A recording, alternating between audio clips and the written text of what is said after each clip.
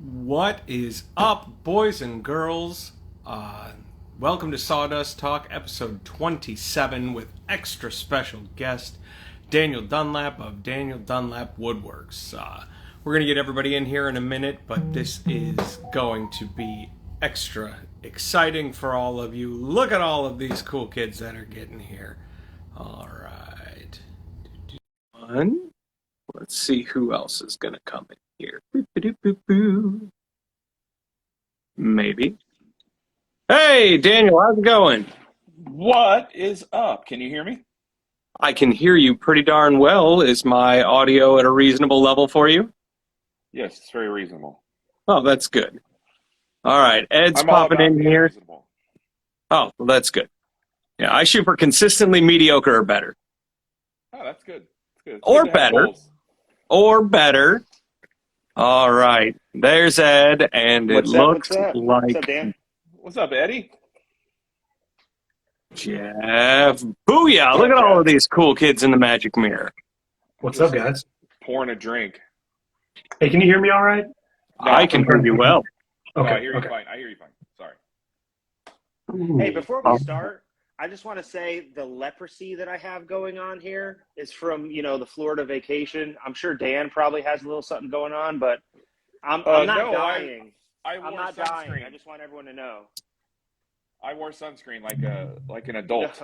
Yeah, I Like a good boy. Yeah. I put it. I put it on my kids, but I don't put it on me.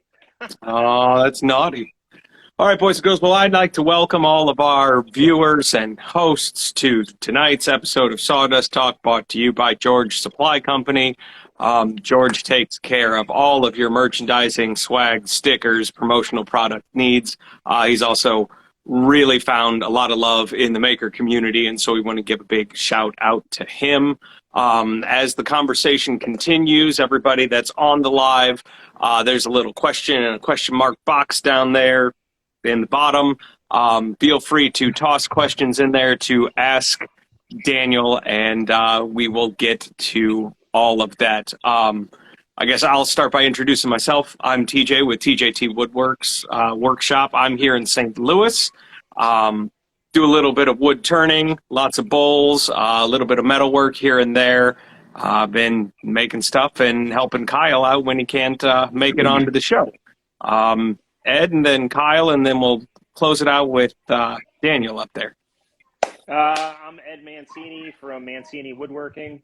I'm out of Louisville, Kentucky. I just retired after 20 years in the Army and find myself with a little bit more time on my hands. And I've been doing a little bit of woodworking here and there for about 2 years. Well, you said Kyle. I don't know where Kyle is, but I'm Jeff, Maker's Way. I build furniture, and that's pretty much it. I do YouTube on the side. Yeah. So, yeah. On to Jeff, our special guest. Jeff, did I see you working with Johnny Builds in his last Mhm. video? Yeah, Okay. yeah. I was like, Yeah, I do. Jeff. I do his filming. We're getting me into doing his editing, and then I will be featured in some future builds, doing Very cool. more builds. We got some pretty big ideas coming up, but it's gonna be Awesome. fun. Yeah, he's awesome when it comes to design ideas. He's an inspiration. Yeah, he beats me though. So other than that, he's a good guy. He beats you. No, he's genuinely exactly how he looks in the videos. Just a big goofball, super nice. So he pays me to say that. I have to say that every time I talk about it. He's watching. To him quite a bit at the last Workbench Con. He's a fun guy. Yeah, he's a good guy. So, anyways, I'm Daniel. I do a lot of dancing for money on the internet. Occasionally, I do some furniture building and whatnot. I host a podcast with a few other goofballs. I'm not going to mention their name because this is all about me and not them. That's right. And I used to be a full-time photographer, and I quit doing that. Well, I still do it, but I don't do it nearly as much. I was a full-time photographer from 2009 to 2020, about when the pandemic hit, and then I started focusing on the woodworking, and well, that's doing okay for me. So here we are. Nice. Nice. Now you did you did woodworking before the photography also, though, right? Yeah, the woodworking for me goes way back. I mean, I started working in a furniture factory straight out of high school in 1997, so that tells you how old I am. I'm old dog. I was running their bandsaws, making intricate cuts for the front of like chairs, like the sweeping arms and stuff. Okay. And then I went from there to another manufacturing plant that had a woodworking department, and I was working there too. And then in 2011, I quit doing that and started doing the photography thing full time. I think I misspoke earlier. I did photography from 2009, but I started doing that full time in 2011. Okay. And like Okay. when you were doing the factory stuff, was it very? You're talking about using the bandsaw. Do you think any of the skills that you learned from that early on helped you now, or you've kind of gained a lot more since then? Well, I've gained a lot more since then for sure. I mean, we're talking about building furniture, large scale. I was doing the same stuff over and over and over again. I wasn't doing, my hand wasn't in it like every step of the way, but it did teach me quite a bit. I learned early on, the strength of wood glue, and it's kind of shocking how strong it is even now. Like, I think it's even stronger now than it was in the late 90s, but, yeah, it's taught me a lot, and I did other things in that factory, but that was like the main thing I did. So let's address the elephant in the room real quick. 8 inches. Ed, those guns. Oh, those guns, Ed. You got the Sun's Out guns out, buddy. Look at those arms. He's coming in here flexing. This is my lazy. I know. Making us all feel insecure. It's all like, guys, sorry about the leprosy. Oh, these. This is right here. This is my retirement body, I promise. So, I forgot what was the actual question. So, go ahead, one of you guys. All right, so I took a deep dive through your Instagram today, and I know that you're absolutely flooded with likes and all of that, but I went way back into the Wayback Machine to some of your 2017 stuff. Way back there. And one of the things that I kind of noticed was that if you scroll from where you are now all the way back to the beginning, there's almost sort of a pivotal moment where your work goes from pine and 2x4 crafts and projects to intricates and hardwoods and furniture building. And a lot of that happens right around the time where you start talking about your domino and it starts showing up. Do you think that your acquisition of the domino was that big of a game changer, or was it just my observation? Oh, yeah. Absolutely, it's a game changer. I tell people that all the time. I mean, that's not money that I ever spent that I regret spending. I think having the domino really made me want to up my game a little bit more because, I have this great machine and I don't want to be building, just pine furniture from the Home Depot or wherever you're getting your lumber from. So I felt like it was necessary to up my wood game as well. I mean, I felt like it was the only natural progression in that. Now you're not dogging on people in like small garages building with pine or anything. Let's make that clear. Absolutely not. I didn't feel like it justified. I wasn't justified using the domino while I was building stuff out of pine still. So I felt like it, it was the natural progression. When the dominoes are stronger, when the joints are stronger than the wood themselves, every time, you step up in the wood quality for sure. For sure. So have you ever made something out of pine that you used the domino for since then? Yeah, I'm sitting at it. I made this kitchen table has a pine base with a walnut top, and it's all put together with dominoes. Did it you hurt can't a see little it, bit? but no, we still like this table. I mean, it's a nice table. I got the legs, so you can buy pre-turned legs from Lowe's, and I bought some pre-turned legs from Lowe's, and I made my own stretchers out of pine and whipped it together and put a walnut top on it. There you go. So Jeff's taking a sip. I was going to call on you. The other thing that I kind of noticed was that I also poked around your Etsy store a good bit today too, man. I was diving through all the goods. I didn't see any new orders come in. What's wrong with you? Well, I mean, how many router templates can a guy own, right? But yeah, I want to talk a little bit about transitioning from, word of mouth advertising to doing business on Etsy. And I guess maybe starting that conversation with, what's your best selling Etsy product that you got? Bow ties? Oh yeah, bow ties are still the number one seller. I think the zero clearance inserts are slowly creeping in on taking over the number one spot. It's weird how that all started. I got that Onefinity CNC, and I wanted it to earn its keep, so to speak. I mean, that's an expensive machine, so I was cutting stuff and just throwing it on Etsy and seeing what would stick. And lo and behold, it's bow ties and zero clearance inserts. So that has actually that starts up another conversation. That has actually opened up a whole nother avenue for me. I'm thinking about stopping commissions. I'm going to quit taking commissions, and I'm going to focus on the Etsy only and content creation. That's so awesome. it's pretty great how that's grown. I like it. That's the goal. That's always the goal. Having customers tell you what they want is just it's so annoying. People are the worst, really. Yeah. No, I enjoy customers, I'd like to get to the point where it's only bring me something that like just intrigues me and I really want to build it. And I didn't think of that. And we can work together and collaborate. Exactly. But I mean, I've built the same credenza, 14 times in the past, 2 months. So that kind of gets old with commission pieces when it's like, choose from these specific designs and then go from there. I want to build stuff that I want to build. And, like you were saying, if a client or a customer comes around and they have something super unique, then yeah, probably I'll take it on. But if it's something I've made over and over again, I'm probably going to pass on it just because, it's monotonous at this point. Yeah.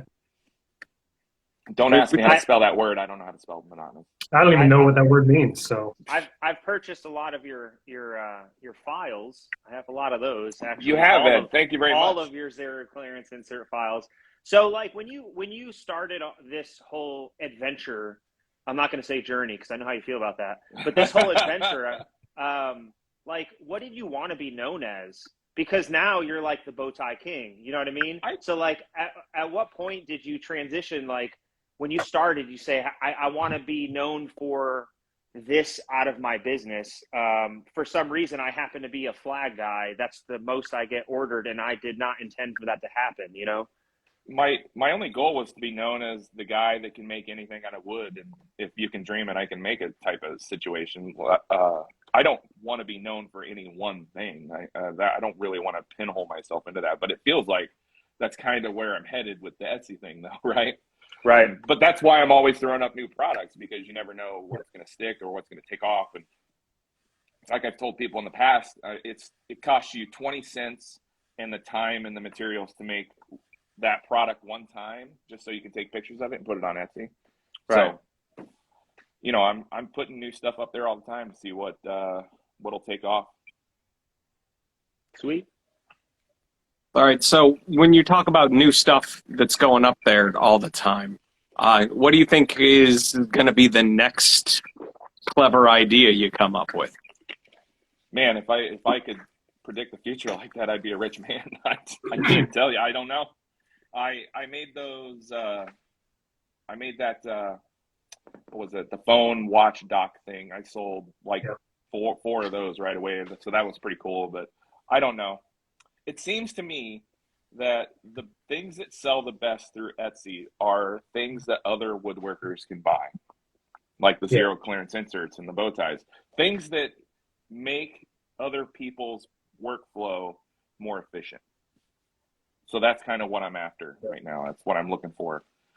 Yeah, I was going to say maybe different style bow ties might be your next big thing, because I've tried the rounded ones. Styles. I've made barbells. I've made a few different things, and I saw the barbell that do the best are the basic design. Huh. Interesting. What type of wood usually sells the best? The zebra ones. The zebra wood look pretty cool. Zebra wood sells okay, but walnut by far crushes everything. Yeah, walnut. People love 90% their walnut. walnut. Yeah, people love walnut. Which Very is, I think cool. at the end of the day, go ahead. Go ahead, Ed. No, I was going to say, I think at the end of the day, like, as far as bow ties are concerned, you have, novice, you have intermediate and experts that can all use that style of bow tie, Yeah. whether they're using a router or a chisel or whatever. It's probably the easiest for them to be able to do. Yeah, it's got the straight lines. It's a good classic look. I mean, people have been using that style for hundreds, if not thousands of years. So it's tough to beat. Yeah, the Egyptians actually used them, if you didn't know.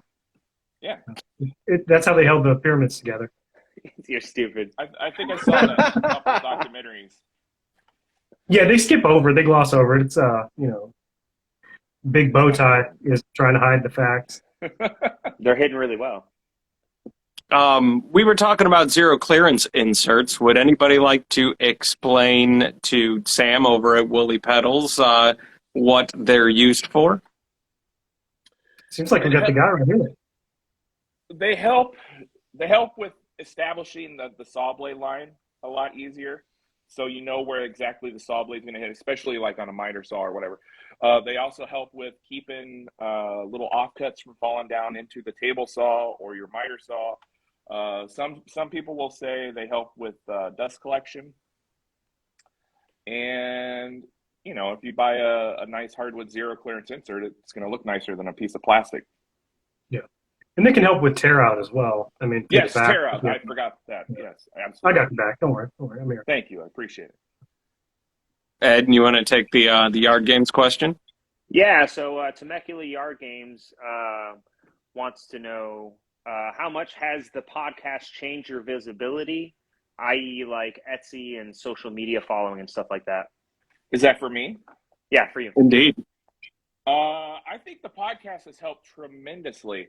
So I was very fortunate enough to kind of hook up with Mike Coffey via Instagram before WorkbenchCon of 2020. And we talked a little bit through Instagram. And then when I finally got to meet him in person at WorkbenchCon in 2020, I was like, hey, man, we're doing great here. We should have a podcast. And we had a third guy. But he originally didn't go, he didn't work out. So Mike Coffey said, hey, I know this other guy. Let's give him a call. Let's have a group phone call and we'll see how that goes. And it went phenomenally. I mean, our first episode is called episode 0 because it wasn't supposed to be a podcast.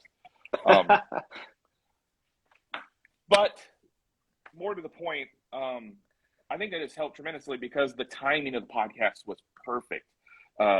We had decided to do it. Our first ever podcast was in March of 2020. That's right before everything started shutting down. So people were trapped inside. They were looking for something to do. I mean, I think everything just kind of fell into place perfectly. So the podcast has helped tremendously on lots of things. So I think when we started the podcast, I was less than 5,000 followers. Oh, wow. Yeah. I think Coffee and I had a race to like 5,000 or something like that. I think he crushed me to 5,000, if memory serves me correctly. How did you, what originally drew you to Mike Coffey, like as far as initially? Because you guys beard? weren't big have you not on seen Instagram? That beard? No, Mike's always very personable through Instagram. He was always willing to chat and talk through Instagram, and I didn't talk to a whole lot of people through Instagram, so he was like one of the very few people that I talked to through Instagram, and I could tell that I liked his personality even through Instagram. So nice. Go ahead, Jeff. So we got another question. Kyle Brewer, the main host of this little shindig we got going on, asks, what's the best advice? I can't read all of it. What's the best for advice someone you have? who's just beginning? For someone who's just beginning, or someone who's just getting started. Take that leap. Just do it. I think that's the same thing. Yeah, take the leap, do it, get over your fears of, failure. I think that's one of the things that kept me from getting on Instagram and showing my work was the fear of failure. I think a lot of people get scared by that. Just do it and don't worry about what other people think. Don't worry about not having the best tools. Don't worry about what other woodworkers think of you using pocket holes. Just do your thing. Do you go do it and share it, and you never know. Yeah, Matt you don't need Outlaw a made a soft very top. good living, known as the pocket hole The king. pocket hole So, king. Yeah. yeah, He's gonna be on the show in I yeah, don't know, like a month or so. he'll be on towards the end of the year. All right. Gotcha. STLFE, who is my wife, wants to know, in addition to selling wooden bow ties for woodworking, do you own an actual bow tie? I do not. I own many neckties, but none of them are bow ties. What's So your favorite I think, to backpack on that? What's your favorite necktie knot? Is it a double Windsor? You seem like a half Windsor kind of guy. I'm a double Windsor, James Bond. Oh, power knot. I like it. Man, like the symmetrical knot. a sawdust talk challenge is you need to do a reel of making a bow tie while wearing a bow tie. Oh. Do I have to tie the bow tie myself? No, you get a clip on. No, I'm just gonna clip on. Yeah. Okay, if I get a clip on, no problem. I gotcha. Challenge accepted. Kyle Hayden wants to know, if not for Etsy, what would you be doing for marketing? I've grown a very large word of mouth base thanks to my photography. So I'd probably just keep relying on that. If that fell through, I'd probably do some boosted posts on Facebook or something like that. I gotcha. And then sort of to follow up on photography, I'm sorry for talking over you, Jeff. We're both talking about photography. It's okay. Oh, okay. Do you use a studio setup and a sweep and lights and all that jazz when you're photographing your work, or is it now just sort of the camera and some nice lights? I have everything that a studio would need currently, but I do not have a studio. I had a studio back in 2014, 2013. I shared it with a couple other photographers, but I don't currently have a studio. But I do have a lot of studio equipment. However, it's very cumbersome to try to pull out the good gear and take progress pictures in my garage. And most of the stuff you see on my page is all from my phone. Yeah, I was a studio guy when I was in college myself, and the capabilities of a phone now are just unreal. Yeah. You can't beat it. Yeah. So I have a DSLR from like 10 years ago that's my phone takes better pictures. I don't even pull it out unless I want to do some specific like long exposure or something that my phone is just not capable of. But other than that, my phone does everything I need. So before the next question, so do you have a plan on going back to YouTube? Because you had YouTube videos in the past, and then you did some shorts, and then you kind of just vanished. So yes, that's all part of my not taking any more commissions and focusing on content creation and Etsy only. So yes, be on the lookout. My YouTube channel is like slowly dying, so I need to get back into that for sure. Okay, I really like the possibilities of where that can go. So yeah. Do you think that the fact that you can use snippets of copyrighted music to make video reels versus having to do royalty-free music on YouTube is something that might add to the appeal of and the ease of doing stuff through Instagram? Oh yeah, for sure. Instagram and TikTok. I think that's huge. I don't know how they're getting away with that. I mean, I would assume that they're paying the artists a cut. But yes, absolutely that helps. I mean, everybody recognizes that song, and that's how you get the trending sounds. And yeah, you would think YouTube would kind of follow in those footsteps and kind of sling some money to the artists themselves. So they do when it comes to shorts, but they won't let you monetize the shorts. Oh yeah. Oh, that's crappy. Yeah. We don't do shorts, so I don't really know anything about that realm. If you put up a short and you use one of their artists' non free music, my brain is like not working. Royalty free? Yeah, if you non-free. use the non-royalty free music, trending, popular music, if you set it to monetize, like when you do like any video through YouTube, you can set up to monetize it or not. You'll get a message saying, all your monetization from this video is going to go to this artist. So, yeah. Well, Bernie's got some burning questions tonight. He wants to know if you like walnut or maple. Why not both, Bernie? Why do I? Yeah, Bernie, idiot. Stupid Bernie. Dumb Bernie. We don't talk about my friend Bernie like that. I love Bernie. It's a question that we ask very frequently. I'm going through some of the questions on here. So I know, TJ, you're going through some of them too. So Kyle, the normal host of the show, wants to know, what's the most overlooked tool in your opinion? Most overlooked tool. Man, I don't know. That's a pretty hard-hitting question. I'd have to think. Can we circle back to that? Yeah. How about a completely different question? What's a tool that you rarely use but always enjoy when you do use it? The spindle sander. Yeah. Okay. Yeah, it's nice to have that, but very often it just sits there. But when you do get to use it, you're like, oh man, I'm so glad to have this. Yeah. Do you have? One? No, I have a Laguna one. Fancy. It's pretty nice. Fancy pants. Yeah. We were just talking about that on our podcast a couple weeks ago. I feel like we got a nearly identical question. So yeah, that was pretty easy to answer. Yeah, I've just been listening to every episode and writing down all the questions that you guys got. So we're gonna have a French guy pop in, and they're gonna speak. Whenever somebody says they've been listening to our podcast, my default answer is I'm sorry. Yeah, it's rough. It's tough to get through, but Yeah, I understand.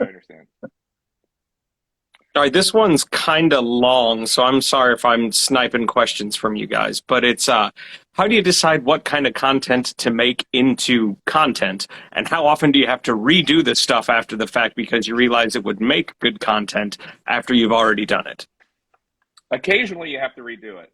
So I just had a video get like almost 9 million views. Mm-hmm. It was me taking out a bit from the CNC, and when I loosened up the collet, it got fell stuck into the wood. It just stuck there. And when that happened, I was like, oh, that'll be a good reel. So I redid it for the reel. As far as how do you decide what kind of content is good content? I mean, have you heard that trending sound where the girl is singing, everything is content, everything is content. Yeah. Everything is content. You never know. It's like throwing wet spaghetti noodles at the wall. You never know what's going to stick. You just got to do it. I've actually been won't stick as easy. I've actually been going around different people's Instagrams, looking at their reels to see their million view ones and to see if there's any kind of connection. It's so random, it's crazy. It's random. Like some of the stuff that people do like 6 million views on, I'm like, wow, like there's no way you can tell. You can't stress out about what you think is going to do good and what's not, because the ones that I think are going to be bangers, they fall flat all the time. I just never know. That's why I just don't post content. I go like 2 weeks. I haven't posted anything in like 5 days. My wife was like, "You gonna post anything?" I'm like, "I'm living in stories right now. Everything's fine." So TJ's wife wants to know, what are you most proud of? The life I've built, the family I have. Oh. Are you talking? What's the real answer? What's the real answer? Like woodworking related. Like, I know it's actually your dog, but it's fine. Yeah, it's Max wherever he's at. I got a couple things that I'm super proud of. Equally, I built a giant desk for a client, 13-foot walnut desk that I was really proud of. And then I also made a curly cherry headboard with integrated side tables on either side of it for a king size bed.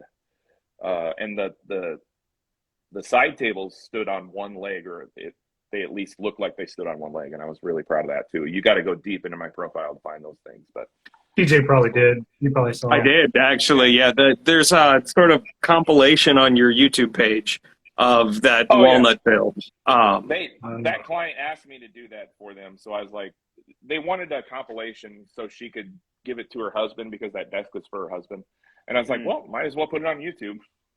Yeah, I mean, even down to the walnut on walnut slides in the cabinet on the side of that desk is stunning, man. I mean, you crushed it. Those slides did not work out so well. By the way, Really? I had to redo those slides. They were getting stuck. The guy was like really struggling to pull them out. After a while, they swelled a little bit, so I had to bring home that little cabinet and scrape it down and readjust it. And it was a pain. I never showed any of that content. You don't show all your failures, just some of them. Fair enough.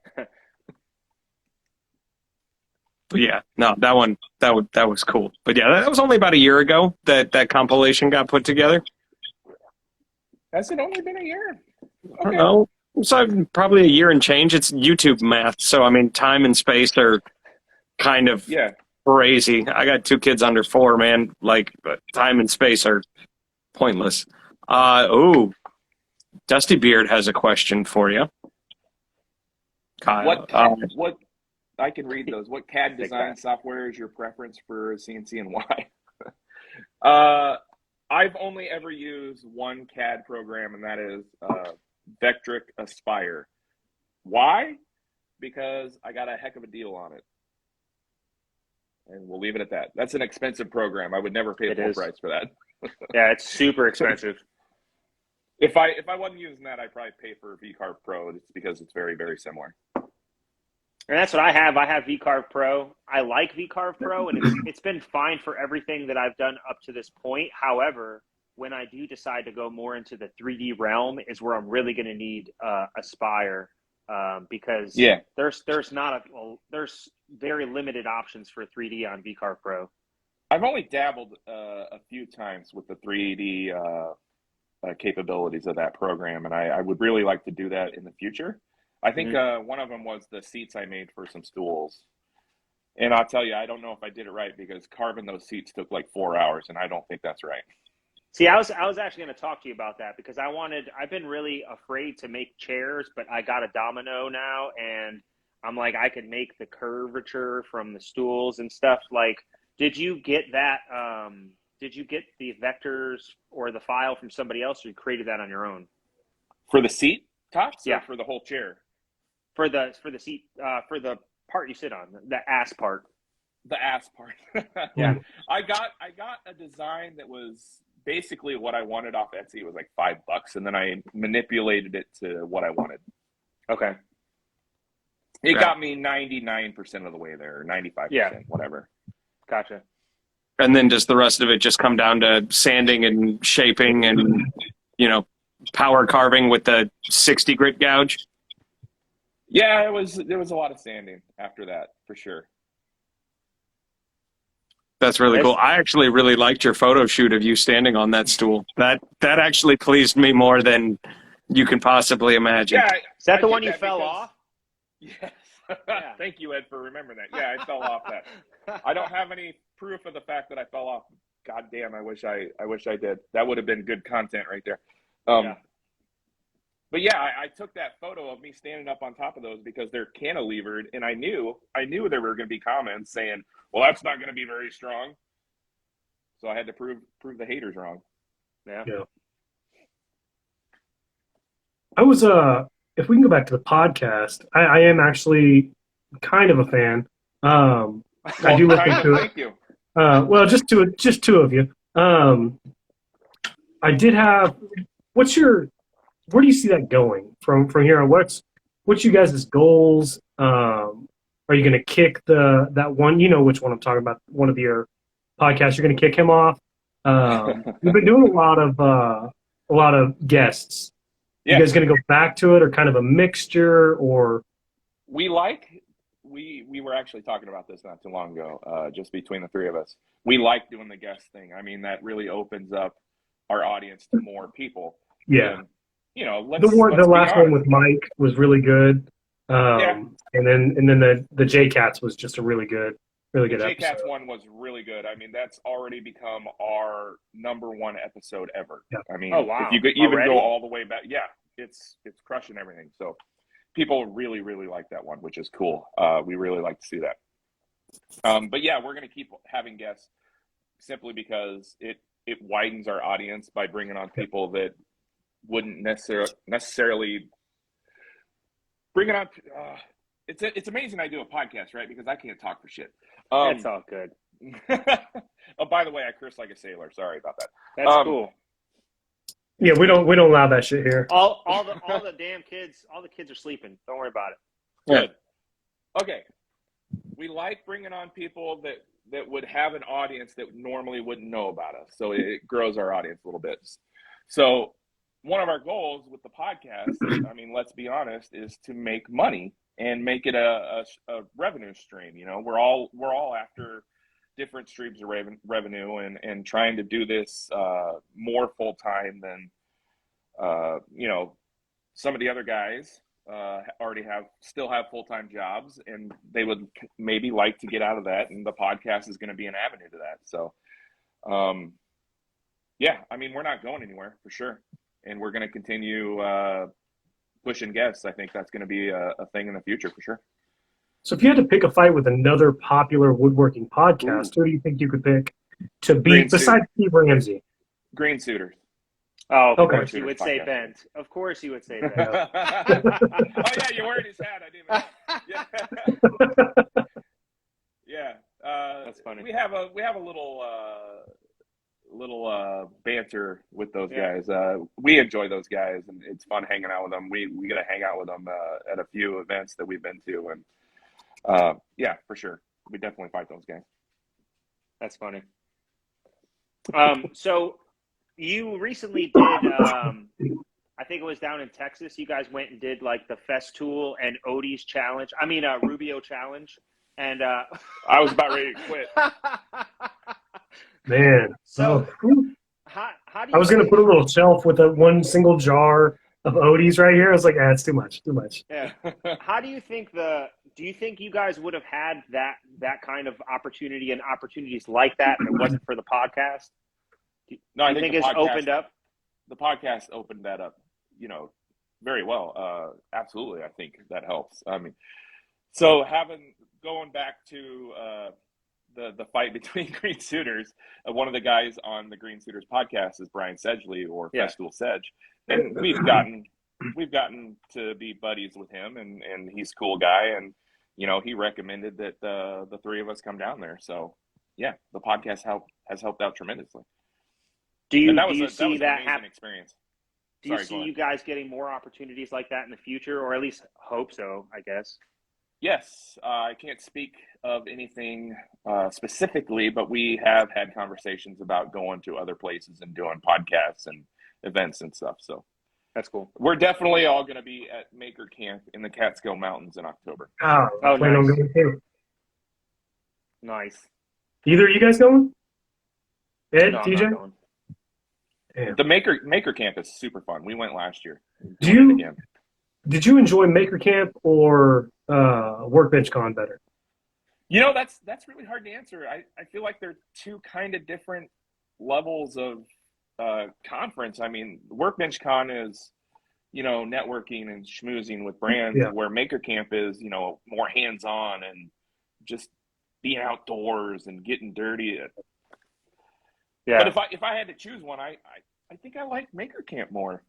Yeah, Alyssa, I'll pick you up on my way up there. I'm gonna drive from Oklahoma, just a quick. I'm gonna fly to Jersey, and I'm gonna meet Pete at his house, and we're gonna drive from Pete's house. So yeah, we'll see you there. I think next year is going to open up a lot more stuff for me, because the Army will be done and I'll have things more figured out. So that I look forward to doing stuff like that. I think that's one of the things that has helped my account grow as well. I mean, it's not just all from the podcast. Is I've made it a priority to go to those events. You know, go to Workbench Con, go to Maker Camp, go to something that's close by. Get out, network with people, and you know, let people know who you really are in person. And then, you know, I think that helps a lot. Yeah, I think I have to go to Workbench Con since Johnny's kind of has to be there.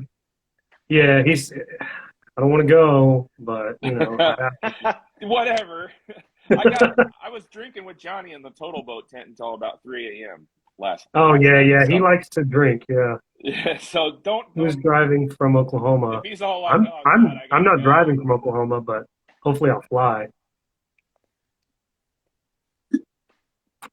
Yeah, I heard Maker Camp is more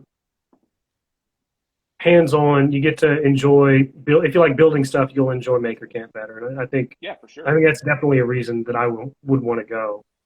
Yeah, there was a last year there was a forging tent. You could go in and forge your own knife. You Yeah, could go turn your own pin. That's You awesome. could you can shank uh, somebody there. you could Hide shank them some. in the Catskill Mountains.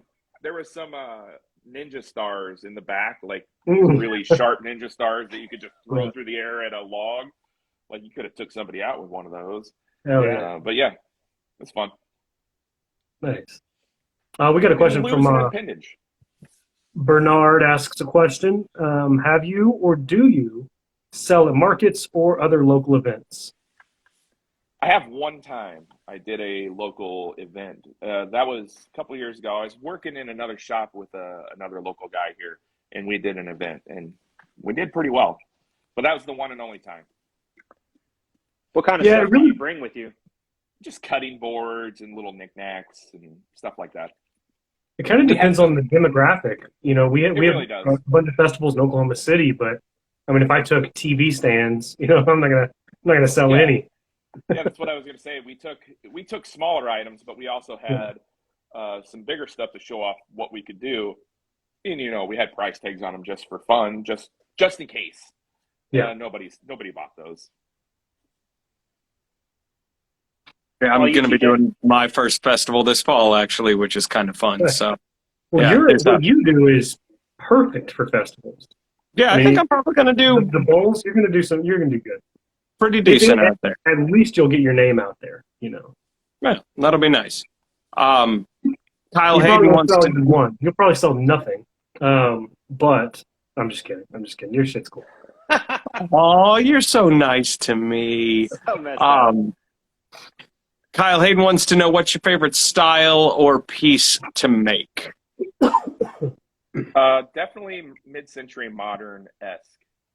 I like those sleek lines, subtle curves, stuff like that. Very Yeah, cool. Kyle actually has a pretty sweet. I wouldn't say it's mid-century modern. I think he said it was mission style, but bookshelf. If you guys don't follow Hayden Custom Woodworks, he's got a pretty cool bookshelf that he's almost done with. Maybe one. I think the backer piece went on today is the word on the street. That's what he So- said. Yeah. And then he's all glued up, but man, it's really cool. He worked really hard and He very used precise. 500 dominoes to hold it together. Yeah. Yes, Yeah. 512 dominoes, Yeah. 342 dowels. Yeah. Good Lord.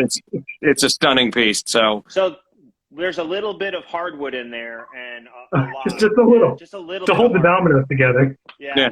It's the hardwood holding the dominoes. That's right. Yeah, exactly. but Kyle, we love you and we rag on you because we're jealous that you got to make something so cool. Kyle, if you're in here, send me a DM. That way I don't forget to go follow you. But Well, yeah, no, you don't need to follow him. That's literally the only cool thing he's ever built. no, Never that's mind, Kyle. you don't talk about my friend Kyle like that. It's so funny. K-Will wants to know what's your most favorite or most memorable shop-related injury? I suffered Favorite? back from a benchtop planer that sucked. Oh. I had a old What brand? I had a Delta benchtop planer. Excuse me. I forget the model number. I think it was like 22555 or something like that. I got it off Amazon. And the rollers were terrible on it. I'm pretty sure they were not coplanar with the bed. And I was running 3 pieces through, and the middle piece kicked out and hit me right in the stomach. That hurt bad. And then it happened again a couple weeks later, but I had learned my lesson. So I was standing off to the side, but it kicked it all the way back and through the wall. Oh man. Yeah, I got rid of that planer. Yeah. I would have kept it for when people asked to borrow my tools. That's the one you give them. I know. Opportunity missed. But You live and you luckily I learn. still have all my fingers, so that's about as bad as it's gotten so far. So I have a question. So with all this, we're not going to deep dive into it, but with all this Odie's oil crap, you have been Crap. Yes. Go on. you've been blessed with a lot of packages of new finishes and Oh, all so kinds many. of new brands and all that stuff. Have you used any of these finishes yet? And which one are like you looking forward to using the most? Which one tastes the best? Which one? So we did a thing a couple weeks ago on bad shop advice where we all kind of ate some Odie's oil, and I actually pulled mine out of the trash because I hadn't Well, taken mine I out mean, of the we trash didn't. yet. Yeah, we just like a little taste test. Yeah, and I can tell you that the Odie's oil tastes like crap, but the walrus No. oil was not too The bad. Odie's, man, the people at Walrus Oil are very nice, but Odie got them beat a little bit in the taste test. On the taste test. I was burping up straight up Odie's. That's how they're for going to like 2 redeem days. themselves. Well, Ed, first of all, you were just supposed to take a little bit on the tongue, not drink a. No, he was drinking it. He made like an I Odie. took like a big. He made like an it was Odie's margarita. Oh, A little sawdust on the rim. Yeah, it was like a Mary Poppins teaspoon and shit. Yeah, I really like the walrus oil finish. The furniture butter actually is really great. I mean, as far as the O brand goes, that stuff is really close to Odie's. Or God, Yeah, I did a said it. sample of both of those. It seemed pretty So- similar. We say Nodies around here. I like them. It does help that the owner has been super, super nice to me. They're not paying me to say any of that. I don't get paid by any brands yet, but I'm open to it. Obviously, I love Rubio. I love Rubio for many reasons. Again, they don't pay me. You guys had Mike from Total Boat. Have you used the wood honey? Yeah, that's one of the things I was going to bring up. I used the wood honey. Okay. As a matter of fact, I used the wood honey on the phone dock thing that I posted the other day. Oh, okay. That stuff is great, and it smells wonderful. It's great. Yeah. I love it. I've used it on a couple projects. I love it. As a matter of fact, I need more. I'm almost out because I used it. We so just much. used it on the last Johnny Builds video. It smelled. It didn't smell that bad, but like the after smell was actually pretty pleasant. I was it's nice. I was surprised. Yeah. I like how velvety it feels after you're done. Yeah. After it's put on and cured. Yeah. Didn't taste test it though, so I can't give that opinion. Well, I know what I'm doing after this. I'm gonna go taste Okay. test all these. It's a great reel idea. Everything is content, I hear. That's right. I like this. I like it. And then I've gotten some oils and waxes from small garage shop makers, which is pretty cool. I've gotten some stuff from Custom Creations in Australia. Some green stuff wax from another follower. I can't remember who it was. I feel bad now. Several things, which is really cool. Did you say Atomic? What is it? Oh yeah, the Atomic. I'm wearing their shirt. You're wearing a shirt. You didn't say it. Yeah. They actually sent me some before all this O brand stuff happened. Nice. They sent me a little package of things that included some shirts and stuff, and their oil is super nice as well. And I'm not just saying that because they sent me shirts. Now, what's the worst that you tried? I definitely want to try theirs. Yeah, these two bowls here behind me were finished with Atomic this week, and it doesn't tint That's what at I was all. going to say. That's what I like about the Atomic oil. It doesn't yellow. It doesn't, amber up the wood. So if you're doing like a maple project or something that you don't want it to yellow, it's perfect for that. That's awesome. Yeah, this walnut is air dried, and so like it keeps the sapwood white. And if you've got like purples and grays and stuff in it, it keeps those colors pretty consistent as well. It really, really impressed me more than I expected. And then Bumbleshoots, who sent me this hat, the Snapback Maker Club, they sent me some limonene or their orange solvent. It's just limonene. Yeah, I think the dude from Bumbleshoots has been on here. Oh, really? On Sawdust, Eric, right? right? Yeah. They're super great. I can't wait to use their finishes. They sent me the limonene, the wood oil, the tongue oil, the stung oil. Stung oil is what they call it. Yeah. And then a third thing. I can't remember what it is right off the top of my head. But yeah. I'd like to try some of their stuff. Walrus oil, I talked to what's his name? Adam, Alex, Dave. Dave. I knew it started with a D. Very close. You were very close. Whoever runs the social media, I talked to him and basically just asked him, like, what finishes do you have that would be best for what I do? Because, like, I mean, I got some atomic oil, and it's not really made for what I build. I test everything, and it seemed to be pretty good stuff. But the people at Walrus seem to be really cool and help me with what furniture. They gave me some furniture butter, and I'm eager to put that on the table. But I don't know much about Bumbleshoots, but I'd like to give them a shot too. Yeah, reach out to him and strike up a conversation. You never know where that'll lead. So I mean, Johnny Builds, his number one go-to was Odie's oil, and we can't use that anymore. I saw the reel he made, and was it just a story? Anyways, I think it was a story. Yeah, the stories he made, and they were super appreciated, and I liked the way he did it. Yeah, we were talking about one of his last videos, and we were like, okay, because the most recent video he did is kind of an offshoot of another one that he did really well about 5 months ago. So we're like, okay, let's make it feel similar. And immediately he's like, and I just slap on some Odie's oil. I love Odie's oil. And he's like, oh, yeah. So, the furniture honey, Total Boat's great to him. So finished it with the wood honey, and it seemed to be, so far, I mean, it's only been a couple weeks, but it seems to be pretty legit stuff. So that was the bed he made for his daughter, right? Yeah, that was fun. That was a lengthy build. Yeah, it looked like it. He looked like he had to redo some stuff. So yeah. Yeah, it was good. Go ahead. So Kyle wants to know, who do you look up to in the woodworking realm? Besides the three of your present company. Yeah. Obviously. Obviously. Present company excluded.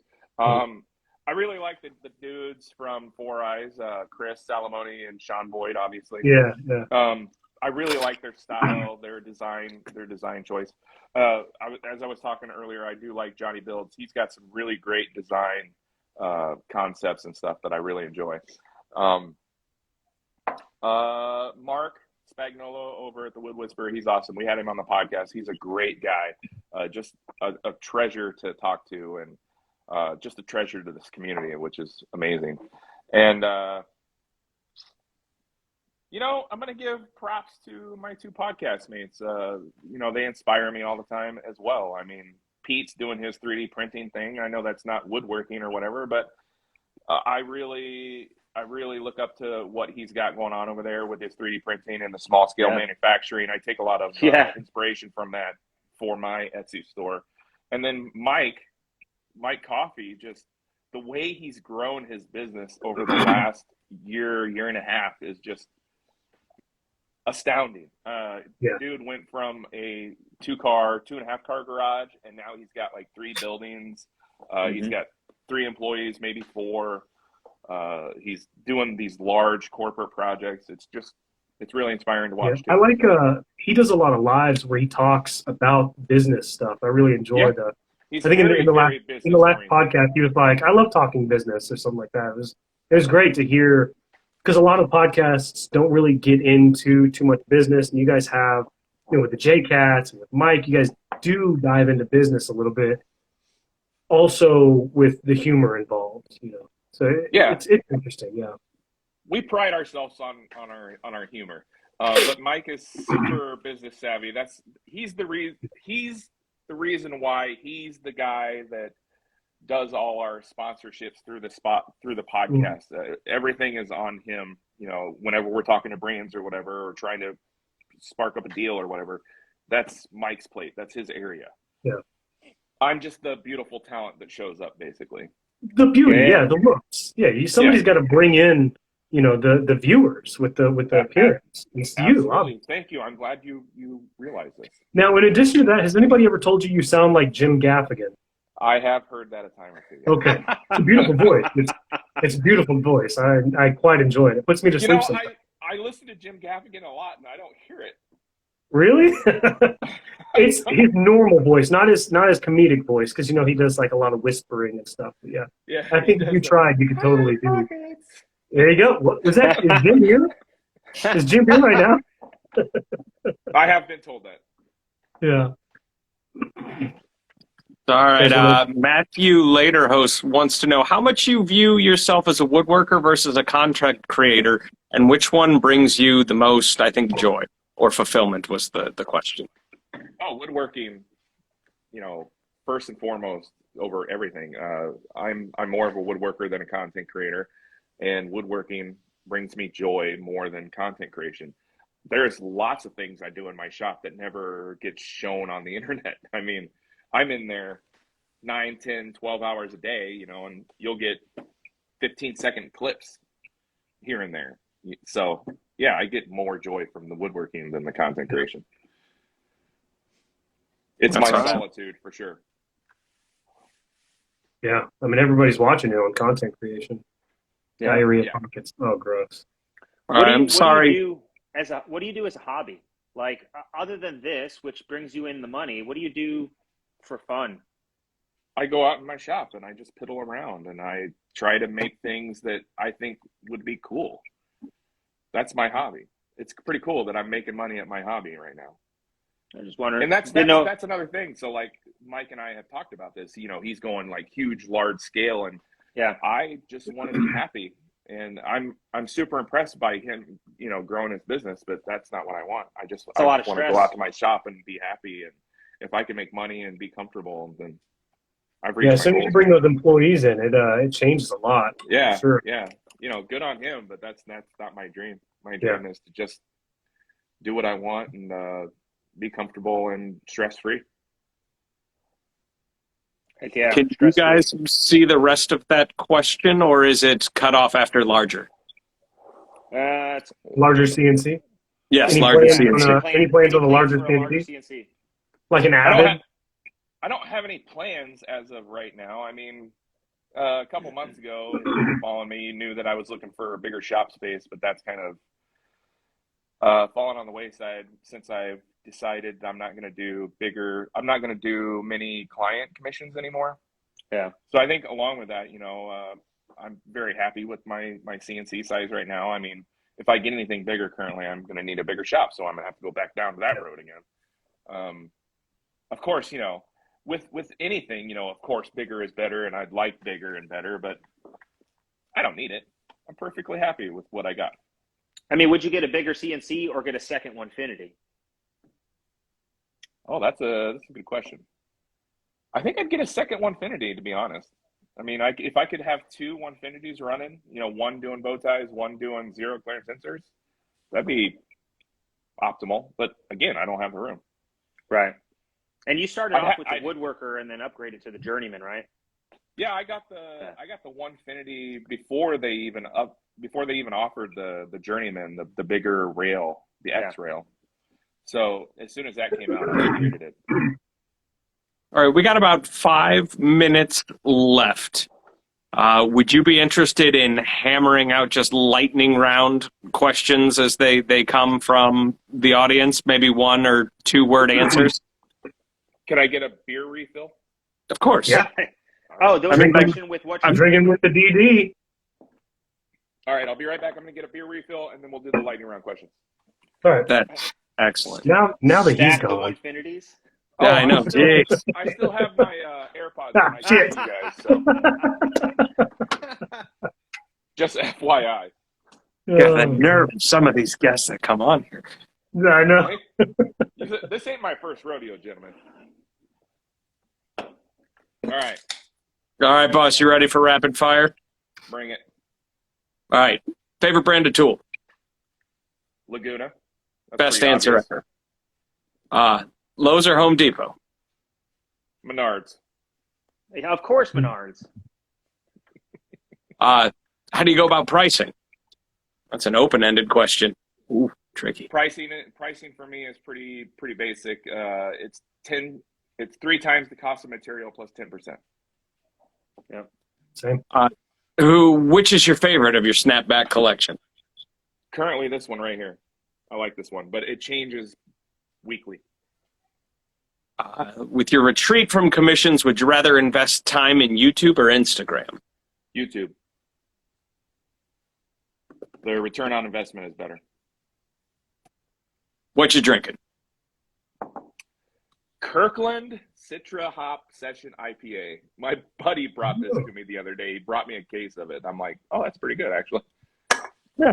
Well, what kind of beer do you usually drink? You know, TJ's got his own little brewery thing going on. You know, if people are going to give me beer, I'll drink it, and that's basically what it is. I like IPAs. I like Bud Light. I like Bud Light Chelada. That's like a joke on the podcast. I drink shandies. I like booze, so yeah. I'm not picky. You willingly ingest Chelada? Absolutely, I do. I love it. That's neat. That's neat. Let's see here. Are you doing Etsy marketing or Etsy Plus?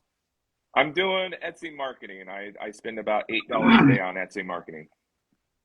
I might bump that up. Let's see here. Kyle's got one that I think this was the first question of the show was, what's your go-to brand of power tools? And I think he's referring to handheld. Milwaukee. I have Milwaukee all the things. Gotcha. I think, oh, wait, here you go. Least favorite Garfield character? Odie. Most favorite Sure. SpongeBob character? Patrick, obviously. Oh, I love Patrick. Good man. Is RoboCop one of the finest pieces of contemporary art you've ever watched? Yes, especially that scene where the guy gets his dick shot off. This man. How do you beat that? Okay. So we've got about 35 people in the chat, and when we've got a nice crowd like we do with you tonight, all night long, well, all hour long, Scott from over at George Supply Company lets us raffle off a $20 George Supply gift card. So nice. You got a pen or paper or someplace where you can write down a number between, I'm just going to say 1 and 38. Yeah, I got something. See, I was on a podcast, and they did this before, and last number I picked was 117, so we can't do that again. Yeah, and we can't pick 17, even though it's always 17. Don't pick 17 anyways. It's not going to be 17. I'm not that easy. It's starting already. All right, it doesn't start yet. Anybody, any votes right now? Any numbers are racing? Right. Between 1 and what? 40. 1 and 40? All right, I got it. None of them count yet. All right, can you see the chat as it filters in? I can. I'm going to watch really closely because last time I did this, I missed it. All right, so we got 17, 11, 7, 37, 21, 28. I see it. I don't see it. 17 again. 7. Nope. 38. Nope. 26. 9. 24. Nope. 3. 14. Nada. 6. 41. Nope. 21. There it is. Backwoods Design Co. Got it. 29. Awesome. I know it's backwards, but there you go. That's perfect. All right. Backwoods Design Co. We will. I'm going to do one of these real quick and make sure that you get hooked up or maybe Kyle will reach out. Backwoods just Sawdust Talk a DM. Yeah, send Sawdust Talk a DM and we'll get you a gift card. Way to go. Very cool, boys and girls. Daniel. Yes. It was an absolute pleasure having you with us this evening. This was fun. Thanks for having me. Normally when I get to host, I put people a little bit on the spot at the end of the show and I ask them, what gets you out of bed? What motivates you? And what would you share with somebody who doesn't seem to be able to open the door to their workshop this week? Man, I am almost the worst guy to ask that because sometimes I don't get out of bed until 11. It's good to be the boss. But what gets me out of bed is knowing that I have to be productive and be a partner to my wife and make sure she's not doing this whole thing alone. So that's what gets me out of bed. Good deal, boss. Is there anything else that you'd like to share with the class before we wrap it up tonight? go listen to my podcast. I'm real big into community support. So what Jonathan Katz-Moses does with the Woodworkers with Disability Fund, go check that out. I believe it's Jake. Oh, I always ruin the Instagram handle. It's just look up Jonathan Katz-Moses. If somebody knows it, they can tag it in here. Go check that out. Go contribute. Go do something. Go help somebody. Be the better person and be a positive influence in the community. That's all I want to say. All right. Yep. Thank you very much. Well, we appreciate you being flexible. Is the name of his podcast. Another Woodshop podcast. Another Woodshop podcast. Another Woodshop. That's what did I say? It sounded like you said Wood Talk. Another Wood Talk. Another Sawdust Talk. Another Sawdust Talk podcast. Okay. Yeah, it's just same thing. Podcast. Another Woodshop podcast. Yeah. It's adequate. It's an adequate podcast. Yeah, it's consistently mediocre or better. It's consistently better than average. Consistently, yes. No, it's great. It's probably in my just barely. Yeah, it's in my top 15 Woodshop podcasts. And you can hear Dan's angelic voice sing to you. He even sings. Yeah, he sings it. Yeah. So yeah, there's jingles. That's reason enough. That's it. All right, boys. Well, yeah, cheers indeed. Thank you for being flexible and getting together with us. Next week, we're going to be back on Wednesday, same bat time, same bat channel. Thank you guys for being flexible with me. Thursday's my anniversary. I record my podcast on Thursdays. My wife asked me if I could do my podcast on Wednesday, so I had to ask these guys if they would do Tuesday, and they said yes. So they're the for you anything, Dan. Yeah, really. I'm gonna remember you said that, Ed. Bro, hit me up. I got you, son. All right, guys. Great to meet you, man. Nice to meet you. Likewise. Thank you. We'll see you. Peace.